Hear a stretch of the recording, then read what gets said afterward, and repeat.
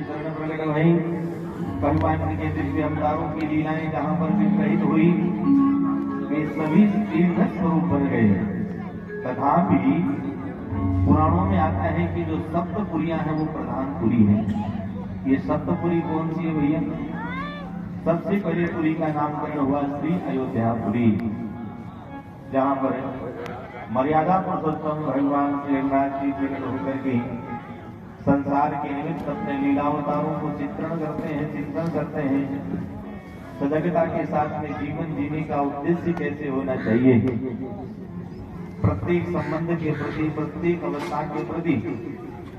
एक जीव की रहनी कैसे हो, इन सारे चरित्रों का अगर उद्यापन सीखना हो, दृश्य चित्रण सीखना हो, तो राजाधिराज रघुवंश शिरोमणि श्री रघुनाथ जी की दिव्य लीलाओं से हमें सीखना चाहिए। राम भारत के प्राण हैं, राम भारत की आत्मा है, राम भारत के प्रत्येक जीव की वो सजगता है, इसलिए उनके चरित्रों का जो महत्व प्रकट है। आज श्री रामचरित मानस जो साक्षात भगवान आशुतोष शिव के द्वारा प्रदत्त ग्रंथ है, जहां पर भगवान शिव ने सत्यम सुंदरम कहकर के जिसके ऊपर अपनी मोहर लगवा दी हो, कली पावनावतार गोस्वामी पास श्री तुलसीदास जी महाराज के कर कमलों से लिखित जिस राम चरित्र को साक्षात भगवान शिव ने अपने मन मानस में रचना करके रखी हो, भगवान शिव के परमाराध्य भगवान श्री रघुनाथ जी तो रचि महेश निज मानस राखा, जिन्होंने जिनके चरित्रों को लेकर के अपने मन में रख लिया हो और समय आने पर गोस्वामी श्री तुलसीदास जी के द्वारा जिसको प्रकट करवा दिया। ऐसी रामचरित मानस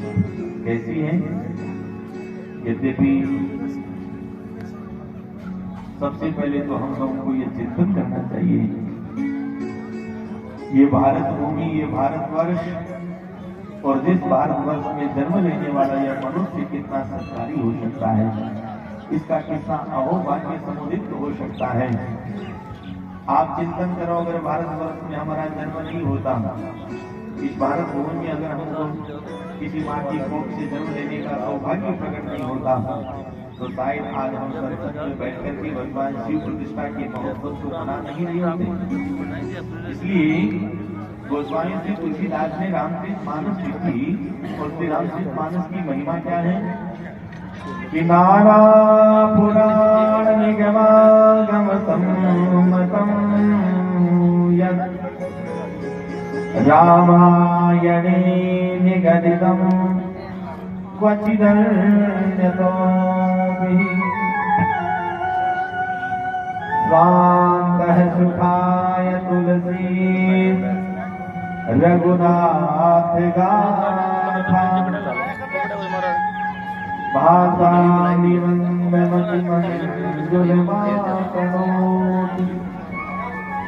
जिसमें सारे पुराण इतिहास सबके सुदीर्घ उसके संपूर्ण रस को लाकर कर दिया हो, एकत्रित कर दिया हो, ऐसा श्री रामचरित मानस। और जिस मर्यादा का उल्लेख करते हुए भगवान श्री राम के प्रत्येक चरित्र से हम सबको सीखने को मिले। आज घर घर की कहानी है, पिता पुत्र में लड़ाई होती है, बहू बेटा में लड़ाई होती है, पति पत्नी में लड़ाई होती है, राजा प्रजा के मध्य में रोज संघर्ष चलता है, रोज धरना प्रदर्शन होता है। लेकिन राम जैसा कोई राजा नहीं, राम जैसा भाई नहीं, राम जैसा पति नहीं, राम जैसे कोई शासक नहीं, क्योंकि राम की जितनी कीर्तियां हैं, राम की जितनी चरित्र है